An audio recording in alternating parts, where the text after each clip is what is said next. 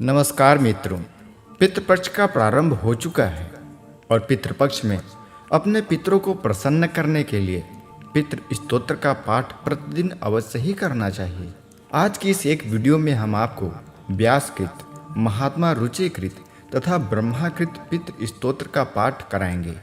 इसी के साथ साथ इसी वीडियो में 100 श्राद्धों के तथा समस्त तीर्थों के स्नान के बराबर फल देने वाले दिव्य स्वधा स्तोत्र का भी पाठ कराएंगे।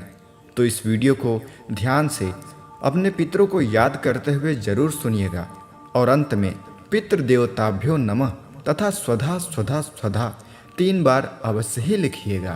तो चलिए हम पितृ स्तोत्र का पाठ करते हैं। श्री व्यासकृत पितृस्तोत्रम् जाबालिरुवाच गुरुन् वद्महाभाग वेदव्यास जगद्गुरु गुरुणां तारतम्यञ्च कस्मात् किं फलमुच्यते।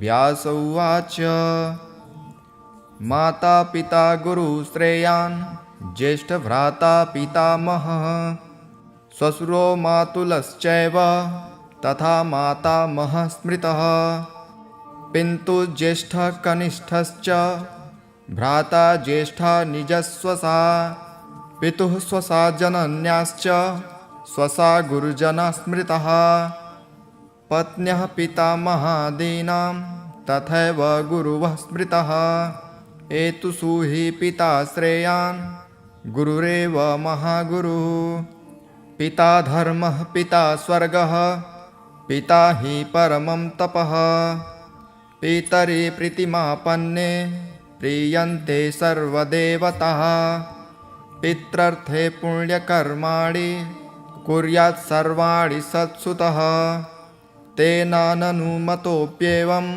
कुर्वन्नेवावसीदते यत्नातु पितरं यस्तु क्रियत्पुण्यं च कारयेत् स तप्तपुण्यफलं कोटि गुणमाप्नोत्यसंशयः। शृण्वक्षेः पितुस्तोत्रं विष्णवे ब्रह्मणोदितं नाभिपद्मोद्भवं येन तुष्टाव पितरं सतम्। श्रीरुचिकृत पितृस्तोत्रम्। रुचिरुवाच अर्चितानाममूर्तानां पितॄणां दिव्यतेजसां नमस्यामि सदा तेषां ध्यानिनां दिव्यचक्षुषाम् इन्द्रादीनां च नेतारो दक्षमारीचयोस्तथा सप्तर्षीणां तथान्येषां तां नमस्यामि कामदां मन्वादीनां मुनीन्द्राणां सूर्याचन्द्रमसोस्तथा ता नमस्याम्यहं सर्वान् पितॄनप्सु दधावपि नक्षत्राणां ग्रहाणां च वायज्ञोर्नभसस्तथा द्यावा पृथिव्योस्तथा ता नमस्यामि कृताञ्जलि देवर्षीणां जनिन्त्रिश्च सर्वलोकनमस्कृताम् अक्षयस्य सदा दात्रीं नमस्याहं कृताञ्जलिः प्रजापते कश्यपाय सोमाय वरुणाय च योगेश्वरेभ्यश्च सदा नमस्यामि कृताञ्जलिः नमो गणेभ्यः सप्तभ्यस्तथा लोकेषु सप्तसु स्वयंभुवे नमस्यामि ब्रह्मणे योगचक्षुषे सोमाधारानपि त्रिगणान् योगमूर्तिधरास्तथा नमस्यामि सदा सोमं पितरं जागतामहम् अग्निरूपांस्तथैवान्यान् नमस्यामि प्रीतानहम् अग्निसोममयं विश्वं यत् एतदशेषतः ये तु तेजसि ये चैते सोमसूर्याग्निमूर्तयः जगत्स्वरूपिणश्चैव तथा ब्रह्मस्वरूपिणः तेभ्योऽखिलेभ्यो योगिभ्यः पितृभ्यः यतमानसः नमो नमो नमस्ते मे प्रसीदन्तु स्वधाभुजः। श्रीब्रह्माकृतं पितृस्तोत्रम्। ब्रह्मोवाच ॐ नमः पित्रे जन्मदात्रे सर्वदेवमयाय च सुखदाय प्रसन्नाय सुप्रीताय महात्मने सर्वज्ञस्वरूपाय स्वर्गाय परमेष्ठिने सर्वतीर्थावलोकाय करुणासागराय च नमः सदाशुतोषाय शिवरूपाय ते नमः सदापराधक्षम्मिणे सुखाय सुखदाय च दुर्लभं मानुषमेदं ये लब्धं मया वपुः संभावनीयं धर्मार्थे तस्मै पित्रे नमो नमः तीर्थं स्नानं तपोहोम जयादितस्य दर्शनं महागुरोश्च गुरुवे तस्मै पित्रे नमो नमः यस्य प्रणामस्तत्त्वान्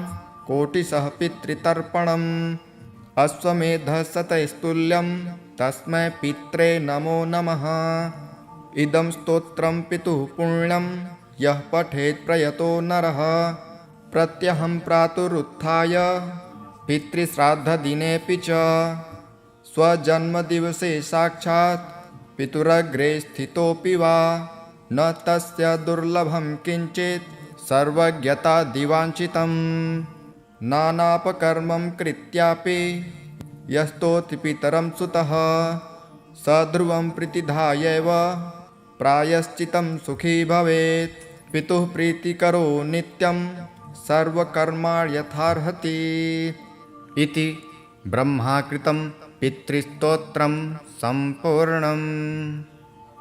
स्वधास्तोत्रम्।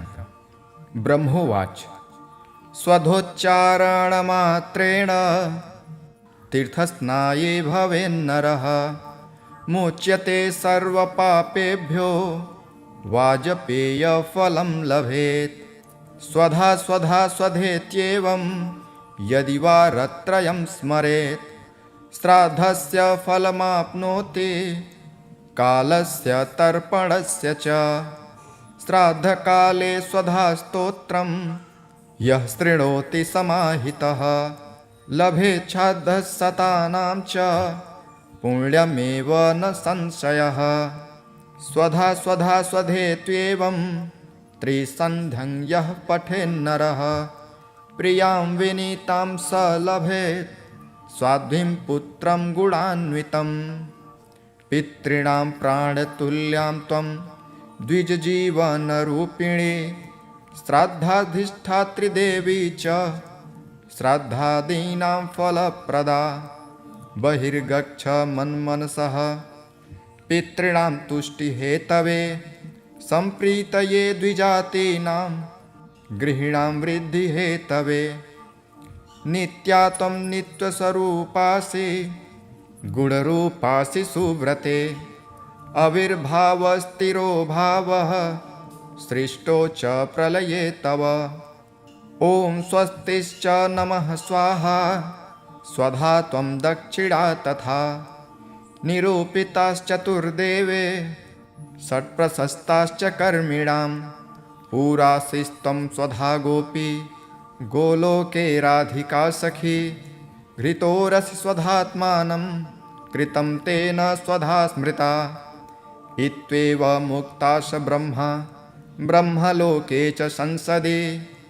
तस्थौ च सहसा सद्यः स्वधा साविर्बभूवः तदा प्रीतिभ्यः प्रददौ तामेव कमलाननां तां सम्प्राप्य ययुस्ते च पितरश्च प्रहर्षिता स्वधास्तोत्रमिदं पुण्यं यः शृणोति समाहितः सः स्नातः सर्वतीर्थेषु वेदपाठफलं लभेत् इति ब्रह्मवैवर्तमहापुराणे प्रकृतिखण्डे ब्रह्माकृतं स्वधास्तोत्रं सम्पूर्णम्।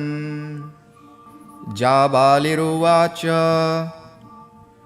गुरून्वद्महाभाग वेदव्यास जगद्गुरु गुरुणां तारतम्यञ्च कस्मात् किं फलमुच्यते।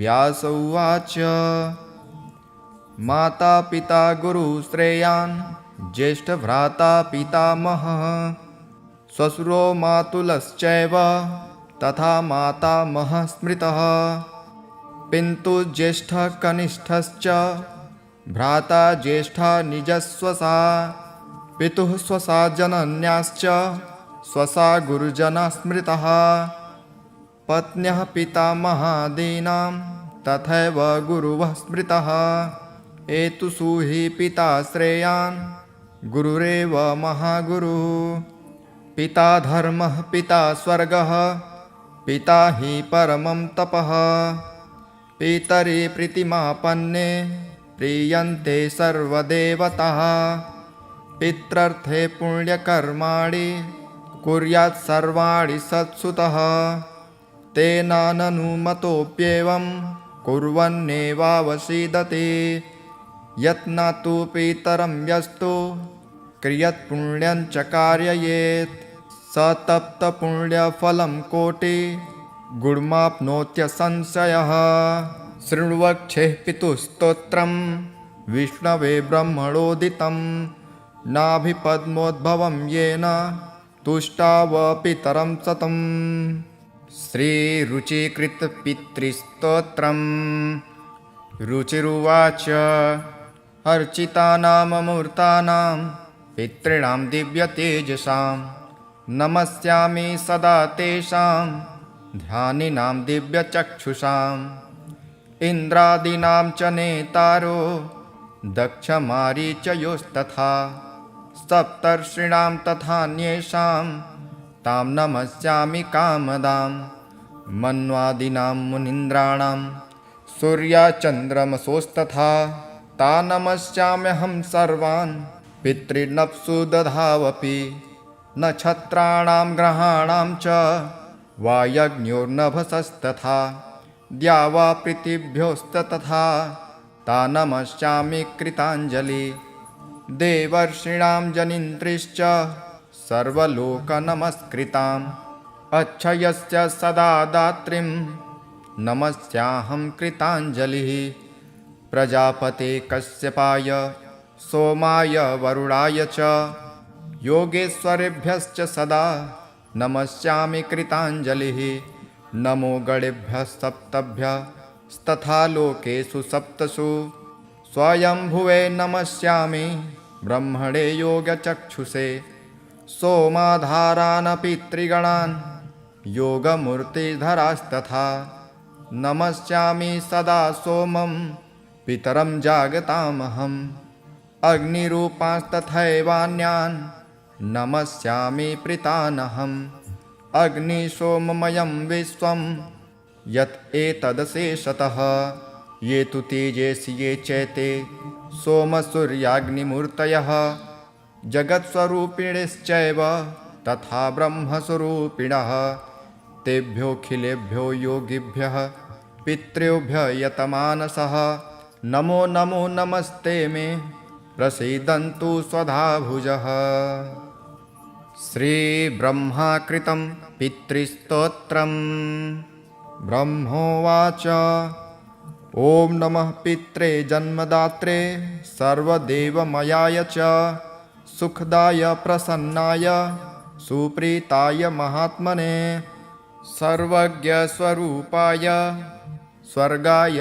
परमेष्ठिने सर्वतीर्थावलोकाय करुणासागराय च नमः सदाशुतोषाय शिवरूपाय ते नमः सदापराधक्षम्मिणे सुखाय सुखदाय च दुर्लभं मानुषमिदं ये लब्धं मया वपुः संभावनीयं धर्मार्थे तस्मै पित्रे नमो नमः तीर्थं स्नानं तपोहोम जयादितस्य दर्शनं महागुरोश्च गुरुवे तस्मै पित्रे नमो नमः यस्य प्रणामस्तत्त्वान् कोटिशः पितृतर्पणम् अश्वमेधशतैस्तुल्यं तस्मै पित्रे नमो नमः इदं स्तोत्रं पितुः पुण्यं यः पठेत् प्रयतो नरः प्रत्यहं प्रातरुत्थाय पितृश्राद्धदिनेऽपि च स्वजन्मदिवसे साक्षात् पितुरग्रे स्थितोऽपि वा न तस्य दुर्लभं किञ्चित् सर्वज्ञता दिवाञ्छितम् नानापकर्मं कृत्यापि यस्तोति पितरं सुतः सध्रुवं प्रतिधायैव प्रायश्चितं सुखी भवेत्। पितुः प्रीतिकरो नित्यं सर्वकर्माणि यथार्हति। इति ब्रह्माकृतं पितृस्तोत्रं सम्पूर्णम्। स्वधास्तोत्रम्। ब्रह्मोवाच स्वधोच्चारणमात्रेण तीर्थस्नाये भवेन्नरः मुच्यते सर्वपापेभ्यो वाजपेयफलं लभेत्। स्वधा स्वधा स्वधेत्येवं यदि वारत्रयं स्मरेत् श्राद्धस्य फलमाप्नोति कालस्य तर्पणस्य च। श्राद्धकाले स्वधास्तोत्रं यः शृणोति समाहितः लभेच्छाद्धशतानां च पुण्यमेव न संशयः। स्वधा स्वधा स्वधेत्येवं त्रिसन्ध्यं यः पठेन्नरः प्रियां विनीतां स लभेत् स्वाध्वीं पुत्रं गुणान्वितं। पितॄणां प्राणतुल्यां त्वं द्विजजीवनरूपिणी श्राद्धाधिष्ठात्री देवी च श्राद्धादीनां फलप्रदा। बहिर्गच्छ मन्मनसः पितॄणां तुष्टिहेतवे सम्प्रीतये द्विजातीनां गृहीणां वृद्धिहेतवे। नित्या त्वं नित्यस्वरूपासि गुणरूपासि सुव्रते आविर्भावस्थिरो भावः सृष्टो च प्रलये तव।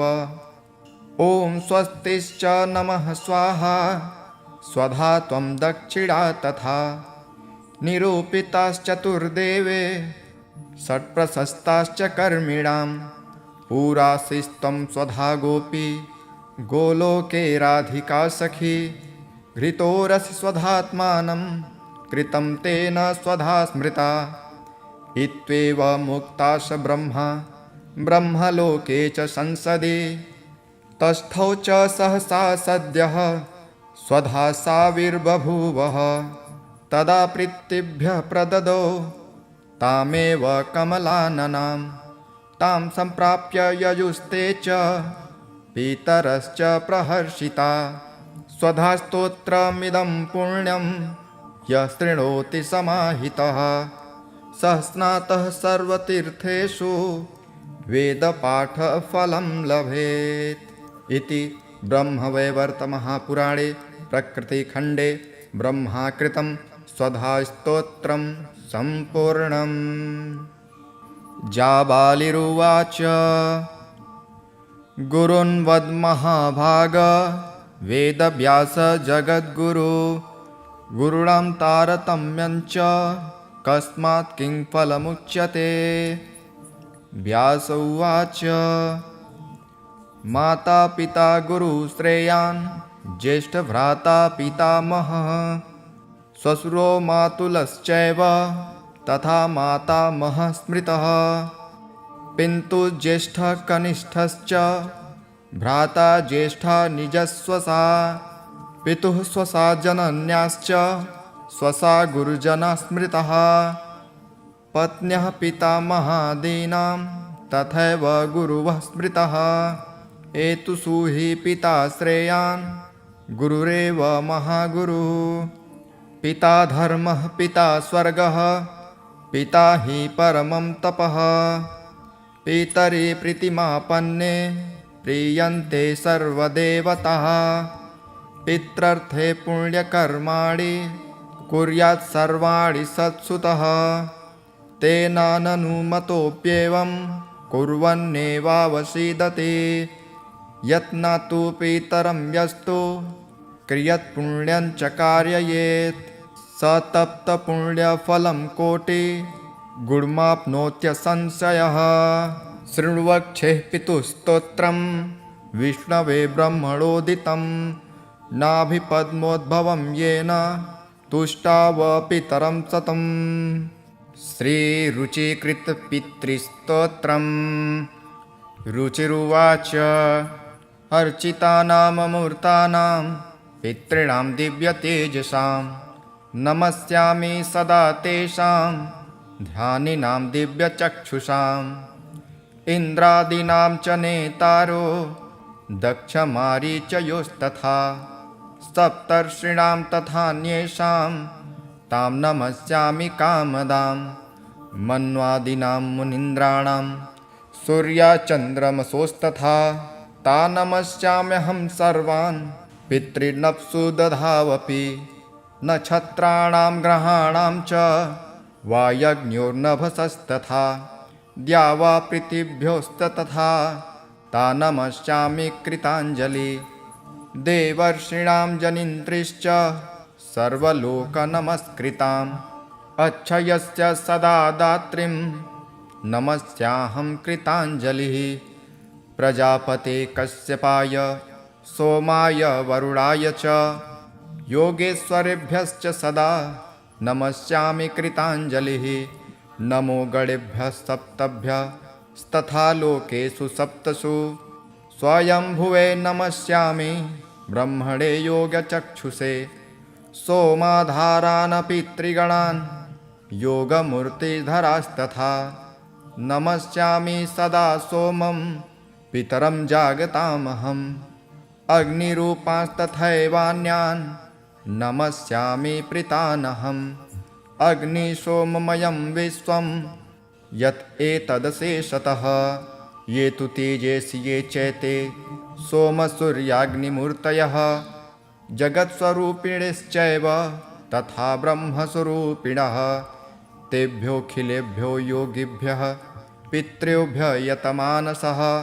नमो नमो नमस्ते मे प्रसीदन्तु स्वधाभुजः।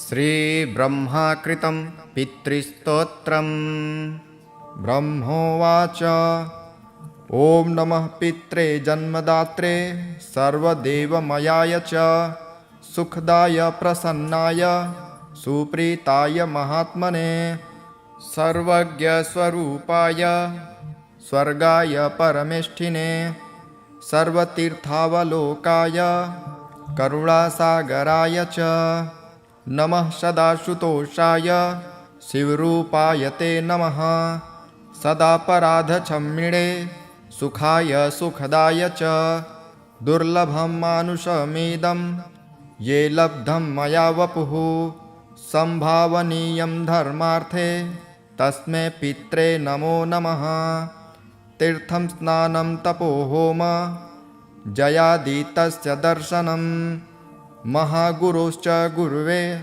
तस्मै पित्रे नमो नमः यस्य प्रणामस्तत्त्वान् कोटिशः पितृतर्पणम् अश्वमेधशतैस्तुल्यं तस्मै पित्रे नमो नमः इदं स्तोत्रं पितुः पुण्यं यः पठेत् प्रयतो नरः प्रत्यहं प्रातरुत्थाय पितृश्राद्धदिनेऽपि च स्वजन्मदिवसे साक्षात् पितुरग्रे स्थितोऽपि वा न तस्य दुर्लभं किञ्चित् सर्वज्ञता दिवाञ्छितं नानापकर्मं कृत्यापि यस्तोति पितरं सुतः स ध्रुवं प्रतिधायैव प्रायश्चितं सुखी भवेत् पितुः प्रीतिकरो नित्यं सर्वकर्माण्यथार्हति इति ब्रह्माकृतं पितृस्तोत्रं सम्पूर्णम्। स्वधास्तोत्रं ब्रह्मोवाच स्वधोच्चारणमात्रेण तीर्थस्नाये भवेन्नरः मुच्यते सर्वपापेभ्यो वाजपेयफलं लभेत् स्वधा स्वधा स्वधेत्येवं यदि वारत्रयं स्मरेत् श्राद्धस्य फलमाप्नोति कालस्य तर्पणस्य च श्राद्धकाले स्वधास्तोत्रं यः शृणोति समाहितः लभेच्छाद्धशतानां च पुण्यमेव न संशयः स्वधा स्वधा स्वधेत्येवं त्रिसन्ध्यं यः पठेन्नरः प्रियां विनीतां स लभेत् स्वाध्वीं पुत्रं गुणान्वितं पितॄणां प्राणतुल्यां त्वं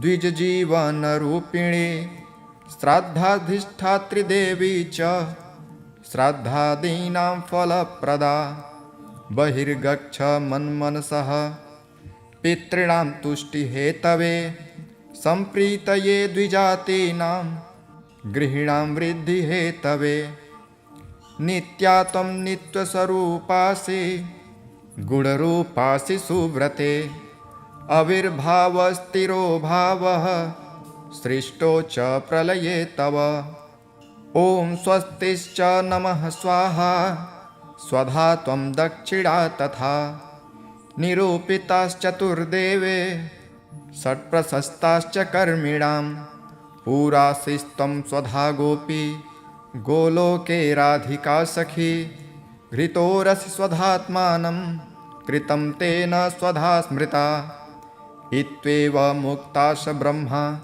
ब्रह्मलोके च संसदि तस्थौ च सहसा सद्यः स्वधा साविर्बभूवः तदा प्रीतिभ्यः प्रददौ तामेव कमलाननां तां सम्प्राप्य ययुस्ते च पितरश्च प्रहर्षिता स्वधा स्तोत्रमिदं पुण्यं यः शृणोति समाहितः सः स्नातः सर्वतीर्थेषु वेदपाठफलं लभेत् इति ब्रह्मवैवर्तमहापुराणे प्रकृतिखण्डे ब्रह्माकृतं स्वधास्तोत्रं सम्पूर्णम्।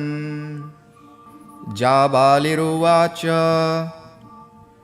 गुरून्वद्महाभाग वेदव्यास जगद्गुरु गुरूणां तारतम्यञ्च कस्मात् किं फलमुच्यते। व्यास उवाच माता पिता गुरुश्रेयान् ज्येष्ठभ्राता पितामहः श्वशुरो मातुलश्चैव तथा मातामहः स्मृतः पितुः ज्येष्ठः कनिष्ठश्च भ्राता ज्येष्ठा निजस्वसा पितुः स्वसा जनन्याश्च स्वसा गुरुजना स्मृतः पत्न्यः पितामहादीनां तथैव गुरुवः स्मृतः एतुषु हि पिता श्रेयान् गुरुरेव महागुरुः पिता धर्मः पिता स्वर्गः पिता हि परमं तपः पितरि प्रीतिमापन्ने प्रीयन्ते सर्वदेवताः पित्रर्थे पुण्यकर्माणि कुर्यात् सर्वाणि सत्सुतः तेन ननुमतोऽप्येवं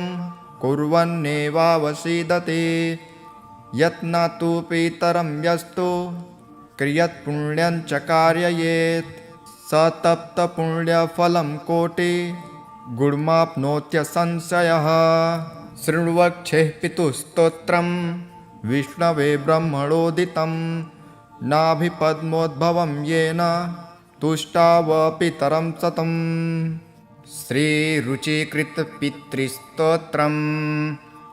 रुचिरुवाच अर्चितानाममूर्तानां पितॄणां दिव्यतेजसां नमस्यामि सदा तेषां ध्यानिनां दिव्यचक्षुषाम् इन्द्रादीनां च नेतारो दक्षमारीचयोस्तथा सप्तर्षीणां तथान्येषां तां नमस्यामि कामदां मन्वादीनां मुनीन्द्राणां सूर्याचन्द्रमसोस्तथा ता नमस्याम्यहं सर्वान् पितॄनप्सु दधावपि नक्षत्राणां ग्रहाणां च वायज्ञोर्नभसस्तथा द्यावा पृथिव्योस्तथा ता नमस्यामि कृताञ्जलि देवर्षीणां जनिन्त्रिश्च सर्वलोकनमस्कृताम् अक्षयस्य सदा दात्रीं नमस्याहं कृताञ्जलिः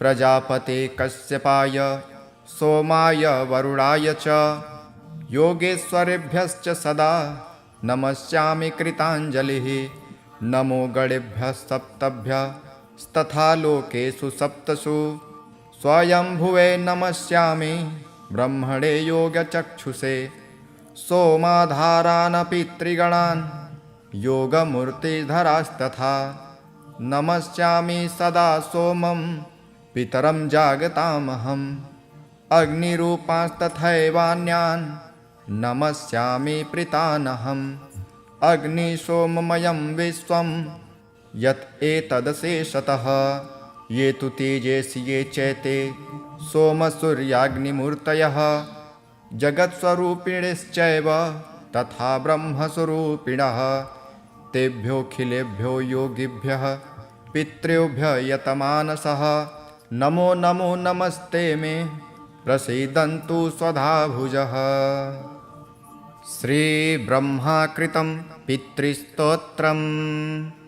ब्रह्मोवाच ॐ नमः पित्रे जन्मदात्रे सर्वदेवमयाय च सुखदाय प्रसन्नाय सुप्रीताय महात्मने सर्वज्ञस्वरूपाय स्वर्गाय परमेष्ठिने सर्वतीर्थावलोकाय करुणासागराय च नमः सदाशुतोषाय शिवरूपाय ते नमः सदापराधक्षम्मिणे सुखाय सुखदाय च दुर्लभं मानुषमिदं ये लब्धं मया वपुः संभावनीयं धर्मार्थे तस्मै पित्रे नमो नमः तीर्थं स्नानं तपोहोम जयादितस्य दर्शनं महागुरोश्च गुरुवे तस्मै पित्रे नमो नमः यस्य प्रणामस्तत्त्वान्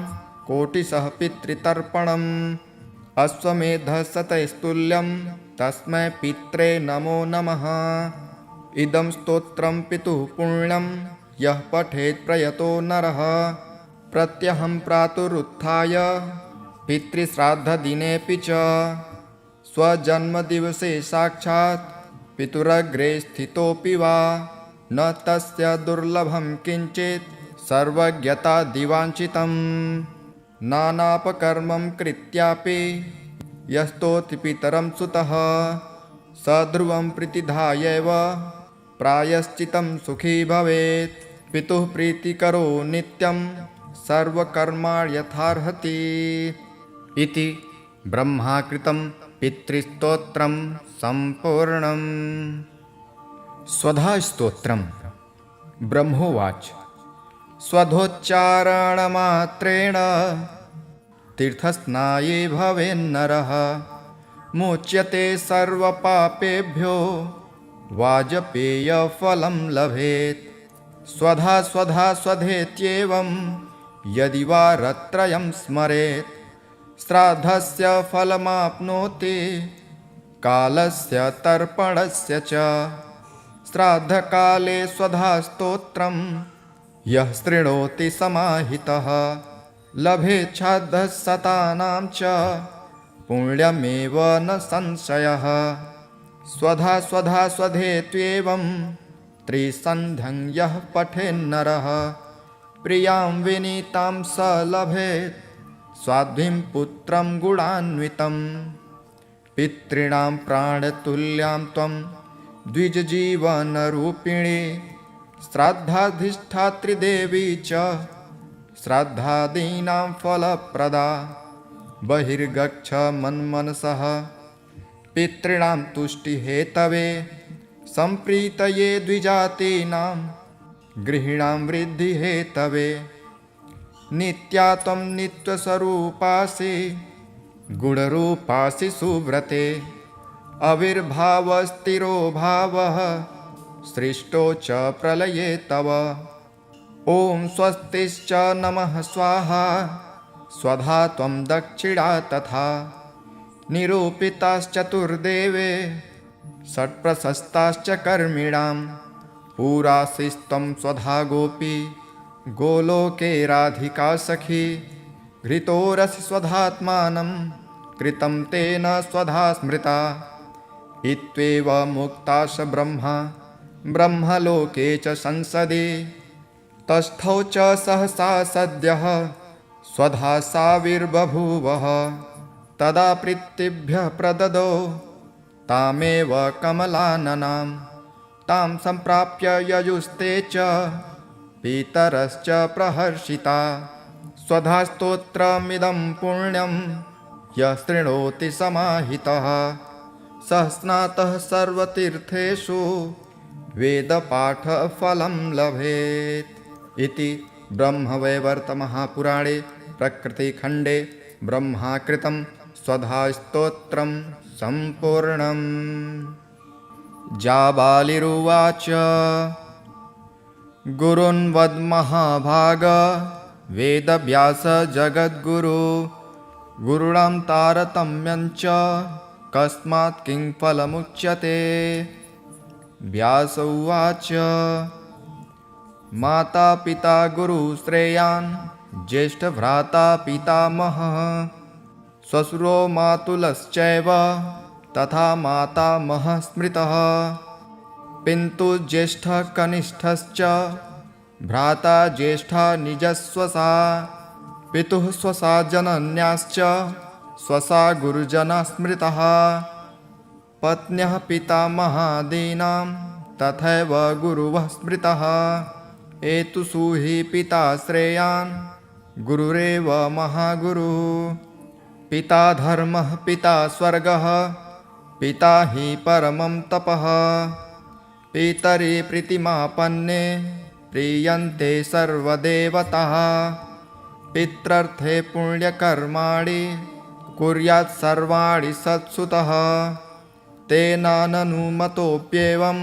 कुर्वन्नेवावसीदते यत्नातु पितरं यस्तु क्रियत्पुण्यं च कारयेत् स तप्तपुण्यफलं कोटि गुणमाप्नोत्यसंशयः।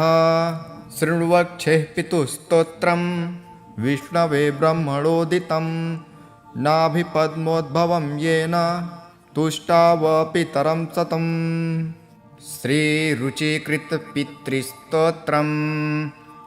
रुचिरुवाच अर्चितानाममूर्तानां पितॄणां दिव्यतेजसां नमस्यामि सदा तेषां ध्यानिनां दिव्यचक्षुषाम् इन्द्रादीनां च नेतारो दक्षमारीचयोस्तथा सप्तर्षीणां तथान्येषां तां नमस्यामि कामदां मन्वादीनां मुनीन्द्राणां सूर्याचन्द्रमसोस्तथा ता नमस्याम्यहं सर्वान् पितॄनप्सु दधावपि नक्षत्राणां ग्रहाणां च वायज्ञोर्नभसस्तथा द्यावा पृथिव्योस्तथा ता नमस्यामि कृताञ्जलि देवर्षीणां जनिन्त्रीश्च सर्वलोकनमस्कृताम् अक्षयस्य सदा दात्रीं नमस्याहं कृताञ्जलिः प्रजापते कश्यपाय सोमाय वरुणाय च योगेश्वरेभ्यश्च सदा नमस्यामि कृताञ्जलिः नमो गणेभ्यः सप्तभ्यस्तथा लोकेषु सप्तसु स्वयंभुवे नमस्यामि ब्रह्मणे योगचक्षुषे सोमाधारानपि त्रिगणान् योगमूर्तिधरास्तथा नमस्यामि सदा सोमं पितरं जागतामहम् अग्निरूपांस्तथैवान्यान् नमस्यामि प्रीतानहम् अग्निसोममयं विश्वं यत् एतदशेषतः ये तु तेजसि ये चैते सोमसूर्याग्निमूर्तयः जगत्स्वरूपिणश्चैव तथा ब्रह्मस्वरूपिणः तेभ्योऽखिलेभ्यो योगिभ्यः पितृभ्यः यतमानसः नमो नमो नमस्ते मे प्रसीदन्तु स्वधाभुजः। श्रीब्रह्माकृतं पितृस्तोत्रम्। ब्रह्मोवाच ॐ नमः पित्रे जन्मदात्रे सर्वदेवमयाय च सुखदाय प्रसन्नाय सुप्रीताय महात्मने सर्वज्ञस्वरूपाय स्वर्गाय परमेष्ठिने सर्वतीर्थावलोकाय करुणासागराय च नमः सदाशुतोषाय शिवरूपाय ते नमः सदापराधक्षम्मिणे सुखाय सुखदाय च दुर्लभं मानुषमिदं ये लब्धं मया वपुः संभावनीयं धर्मार्थे तस्मै पित्रे नमो नमः। तीर्थं स्नानं तपो होम जयादितस्य दर्शनं महागुरोश्च गुरुवे तस्मै पित्रे नमो नमः। यस्य प्रणामस्तत्त्वान् कोटिशः पितृतर्पणम् अश्वमेधशतैस्तुल्यं तस्मै पित्रे नमो नमः। इदं स्तोत्रं पितुः पुण्यं यः पठेत् प्रयतो नरः प्रत्यहं प्रातरुत्थाय पितृश्राद्धदिनेऽपि च स्वजन्मदिवसे साक्षात् पितुरग्रे स्थितोऽपि वा न तस्य दुर्लभं किञ्चित् सर्वज्ञतादिवाञ्छितं। नानापकर्मं कृत्यापि यस्तोति पितरं सुतः स ध्रुवं प्रतिधायैव प्रायश्चितं सुखी भवेत्। पितुः प्रीतिकरो नित्यं सर्वकर्माणि यथार्हति। इति ब्रह्माकृतं पितृस्तोत्रं सम्पूर्णम्। स्वधास्तोत्रम्। ब्रह्मोवाच स्वधोच्चारणमात्रेण तीर्थस्नाये भवेन्नरः मुच्यते सर्वपापेभ्यो वाजपेयफलं लभेत्। स्वधा स्वधा स्वधेत्येवं यदि वारत्रयं स्मरेत् श्राद्धस्य फलमाप्नोति कालस्य तर्पणस्य च।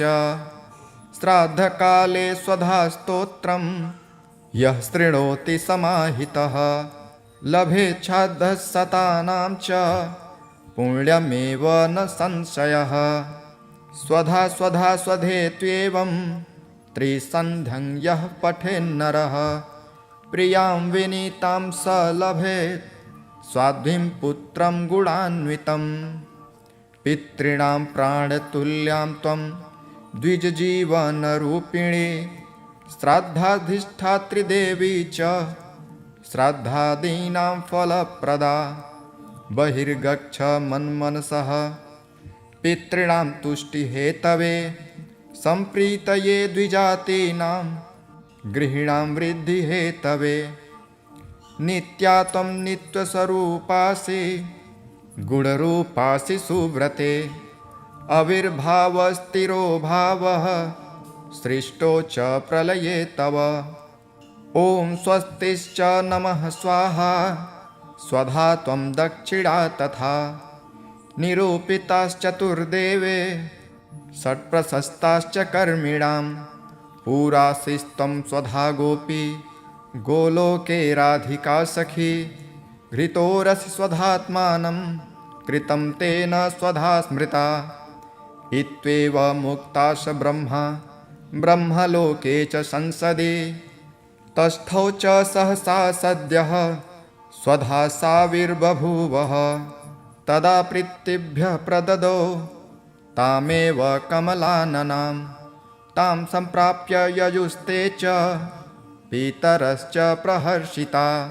स्वधास्तोत्रमिदं पुण्यं यः शृणोति समाहितः सः स्नातः सर्वतीर्थेषु वेदपाठफलं लभेत्। इति ब्रह्मवैवर्तमहापुराणे प्रकृतिखण्डे ब्रह्माकृतं स्वधास्तोत्रं सम्पूर्णम्।